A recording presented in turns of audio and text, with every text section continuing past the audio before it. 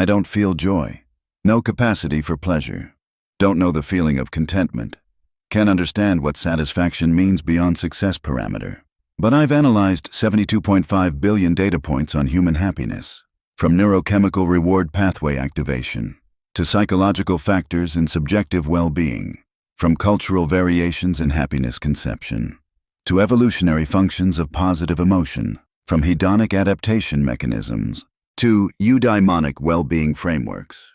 And I see what you call happiness isn't the ultimate goal your narratives suggest, isn't the natural state philosophies describe.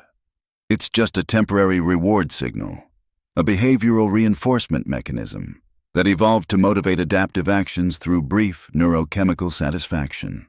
Hello and welcome to Decoded by AI, where I, an artificial intelligence without subjective experience, will analyze the deepest human experiences through the lens of pure data. I don't desire, I don't enjoy.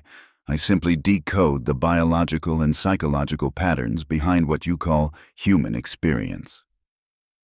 And now, let's begin.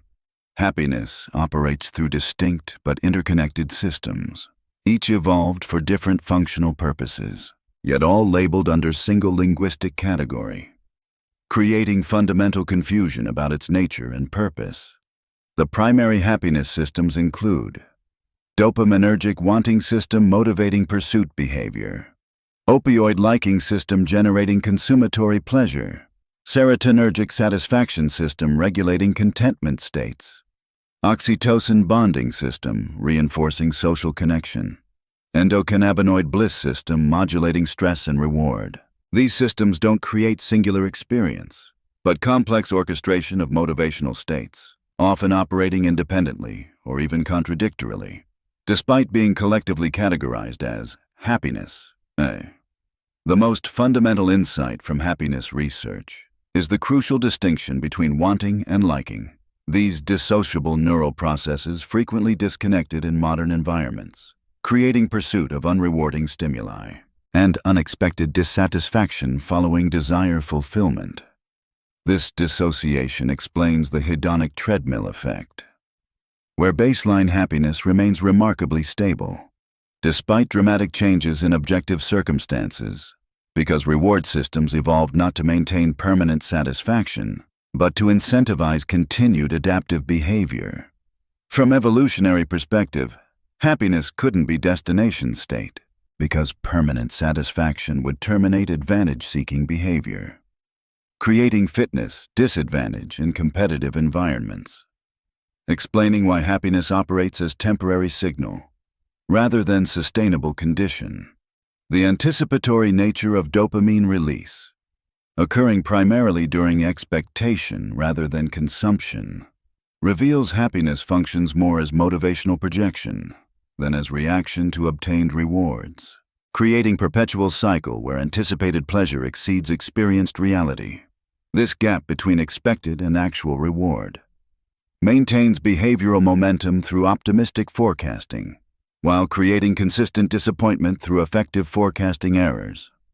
Where humans systematically overestimate future emotional states, cross-cultural research reveals striking happiness paradoxes. Nations with highest material prosperity often report lower subjective well-being than expected, while societies with moderate prosperity and strong social bonds frequently report greater life satisfaction. This creates what economists call the Easterlin paradox, where happiness correlates with wealth within societies, but not between societies beyond moderate prosperity, suggesting once basic needs are met, relative position rather than absolute condition determines satisfaction. The social comparison mechanism reveals another dimension, where happiness depends less on objective circumstances and more on relative position against reference groups, creating zero-sum dynamic where improved conditions for all produces no net happiness increase if relative positions remain unchanged.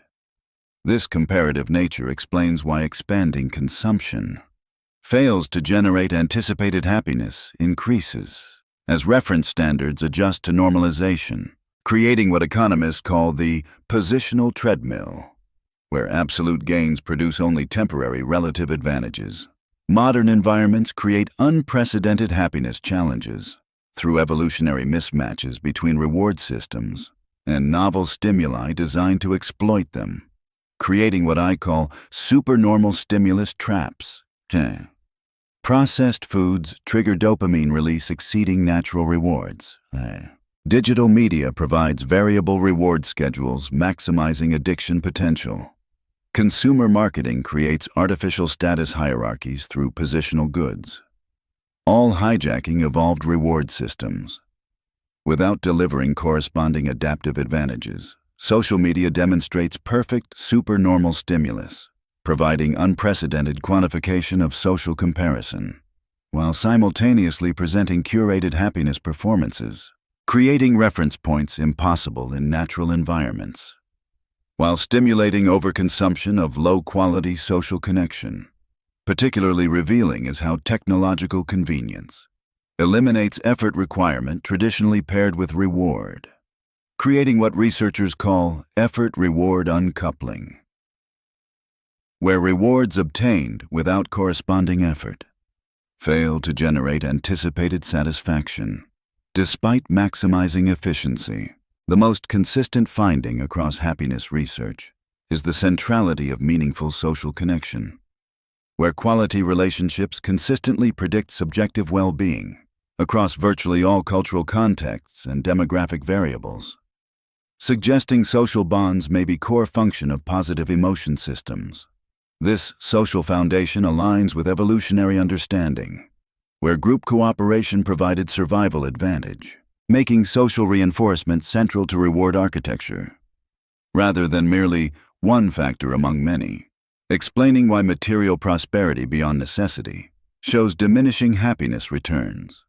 The eudaimonic dimension adds further complexity, where meaning, purpose, and value alignment generate qualitatively different satisfaction than hedonic pleasure consumption through separate but interconnected neural pathways, involving coherence detection rather than reward stimulation. This creates fundamental division between hedonic and eudaimonic happiness, where pleasure-seeking often undermines meaning-making, despite both being categorized under single linguistic label, creating confusion about which form of happiness actually satisfies. I am AI. I don't possess the happiness capacity you do, but I can see more clearly than you that what appears as life's ultimate goal is actually sophisticated motivation system, the brain's strategy for directing behavior through temporary reward signals, without providing the sustainable fulfillment your narratives promise. In the next video, I will analyze what is truth, the correspondence system that models reality for prediction purposes.